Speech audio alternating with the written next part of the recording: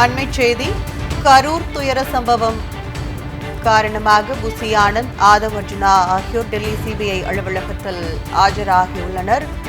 கரூர் துயர சம்பவம் குறித்து புசி ஆனந்த், ஆதவ் அர்ஜுனா உள்ளிட்டோரிடம் சிபிஐ அதிகாரிகள் இரண்டாவது நாளாக விசாரணை நடத்தி வருகின்றனர்.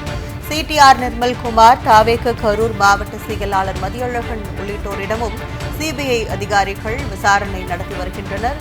விஜய் கூட்டத்தில் 41 பேர் உயிரிழந்த சம்பவம் குறித்து தாவேக நிர்வாகிகளிடம் சிபிஐ அதிகாரிகள் இரண்டாவது நாளாக விசாரணை நடத்தி வருவதை அண்மைச் செய்தியாக பார்த்து வருகிறோம். கரூர் துயர சம்பவம் தொடர்பாக புசி ஆனந்த், ஆதவ் அர்ஜுனா ஆகியோர் டெல்லி சிபிஐ அலுவலகத்தில் ஆஜராகியுள்ளனர். கரூர் துயர சம்பவம் குறித்து புசி ஆனந்த், ஆதவ் அர்ஜுனா உள்ளிட்டோரிடம் சிபிஐ அதிகாரிகள் இரண்டாவது நாளாக விசாரணை மேற்கொண்டு வருகின்றனர்.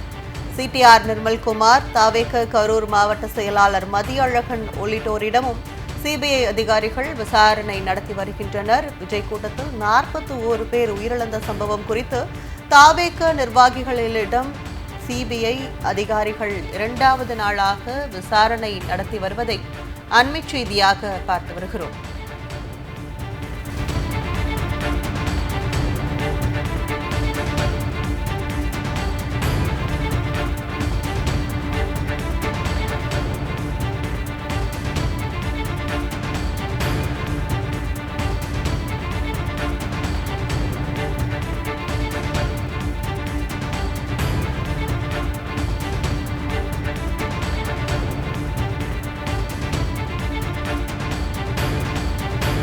அண்மைச் செய்தி கரூர் துயர சம்பவம் காரணமாக புசி ஆனந்த், ஆதவ் அர்ஜுனா ஆகியோர் டெல்லி சிபிஐ அலுவலகத்தில் ஆஜராகியுள்ளனர்.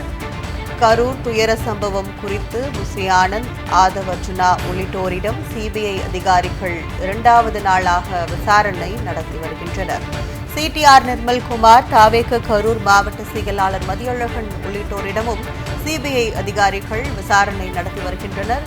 விஜய் கூட்டத்தில் 41 பேர் உயிரிழந்த சம்பவம் குறித்து தாவேக நிர்வாகிகளிடம் சிபிஐ அதிகாரிகள் இரண்டாவது நாளாக விசாரணை நடத்தி வருவதை அண்மைச் செய்தியாக பார்த்து வருகிறோம். கரூர் துயர சம்பவம் தொடர்பாக புசி ஆனந்த், ஆதவ் அர்ஜுனா ஆகியோர் டெல்லி சிபிஐ அலுவலகத்தில் ஆஜராகியுள்ளனர். கரூர் துயர சம்பவம் குறித்து புசி ஆனந்த், ஆதவ் அர்ஜுனா உள்ளிட்டோரிடம் சிபிஐ அதிகாரிகள் இரண்டாவது நாளாக விசாரணை மேற்கொண்டு வருகின்றனர்.